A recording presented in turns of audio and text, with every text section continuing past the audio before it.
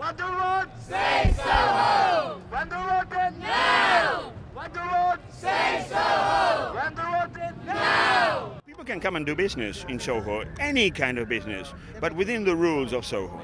You know, none of this repetition of a culture that is imported, exported, multiplied and so forth, because Soho is unique and we've got to protect that. Really must try and fight these property developers who, bless them, they probably don't know. They may be too young to know the heritage, but they really should respect the heritage because it is something really to be proud of. It's world famous. Tourists come from all over the world here. We've got a long history going back to the late 70s to do with this place, so it's very important, and everything you just heard them say there is so true. It knocks on. You know, culture, if you kill culture, you kill humanity. We really don't agree with what's happening in Soho. It's losing its kind of like coolness, it's losing its credibility and its soul. This place is necessary. They've already killed New York. You know, don't kill London. 2,000 years old and counting.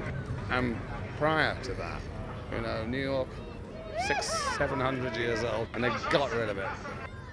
A lot of people have been outpriced of their rent. A lot of independent music venues, cultural spaces which are sacred to people, are getting washed away in this tide of greed. People come up to town to see all the sites of the Soho or even the West End. What do they see? They see all the shops that they've got in their local high street. Why bother to come up in the first place? Yeah. But that's what's happened. Everybody wants a flagship in Soho or even in Covent Garden. You know. That's what it's come to. Of course, they're forcing ordinary people out. Everything on Denmark Street is, and you know, loads of people in our band. They buy their guitars and their instruments and their picks and everything from the music shops there. It's so important. As a child, I was told by my assistant headmaster that my artwork was the worst kind of pornographic filth that one would find in the seediest back streets of Soho.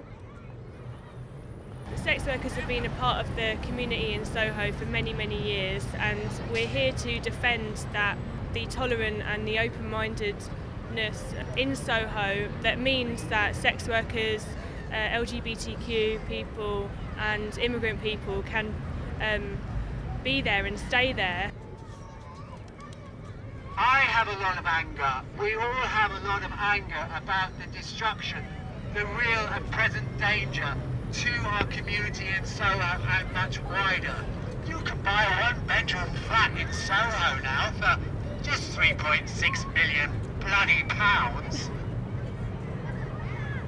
I'm about to lose my home too. We got Mr. Greedy throughout London, 74 estates. Now they're not happy with that. It's schools as well they're going to be after for the land. They can build luxury flats, that's fine, but don't get rid of the reason why the luxury flats would be here. Yeah. You know, what are these people with a lot of money going to be doing? Yeah. You know, they come to here for a reason. It's because it is a place of dreams, of weirdness, you know, of anything can happen, right? So you need all types of people, not just the people that can afford the luxury flats. They're welcome to their luxury flats. Yeah. Just don't knock down all the other stuff or get rid of it or squeeze it out for a ridiculous reason. It doesn't make sense, does it? We have to move. We have to protect the places that we believe in, and we want to think differently. So if we don't do that, then everything will be swept by homogeneous culture, and nobody will be different. Everybody will be exactly the same. And what an awful place to live in.